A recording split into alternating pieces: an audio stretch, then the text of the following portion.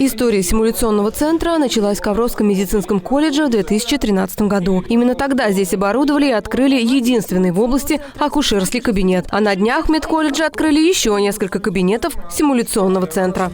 Этот центр предназначен для отработки профессиональных компетенций нашими студентами, чтобы они стали достойными представителями профессии, влились сразу бы в практическое здравоохранение. Почетная миссия разрезать красную ленточку была предоставлена председателю городского координационного совета по здравоохранению Рудольфу Кудрявцеву.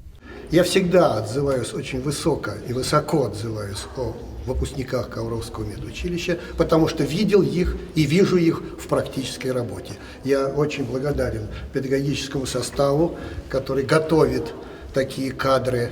И считаю, что и далее мы будем совершенствоваться, и поэтому я разрезаю эту ленту с огромным удовольствием.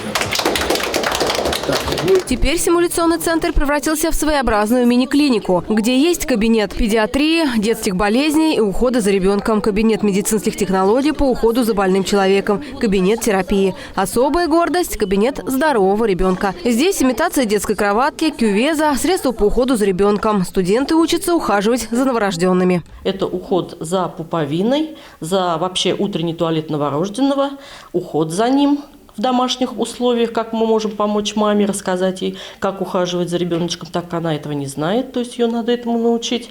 А затем, естественно, тоже пеленание ребенка новорожденного. И потом они уже идут на базы практики нашего города, где уже свои умения и знания применяют на практике. Обучение доклиническим дисциплинам по детству, акушерству, хирургии, терапии в симуляционном центре проходят студенты всех курсов. Пациентами служат так называемые фантомы, на которых будущие медсестры-фельдшеры учатся ставить уколы, катетеры, вводить зонд, измерять артериальное давление, обрабатывать раны, принимать роды и участвовать в реанимационных мероприятиях, приобретая тем самым навыки, без которых в будущем им не обойтись на своем рабочем месте. Все фантомы в центре интерактивны. Это помогает будущим медикам не только в теории, но и на практике отрабатывать навыки до автоматизма. На этом в медколледже не остановились. На очереди еще один кабинет симуляционного центра.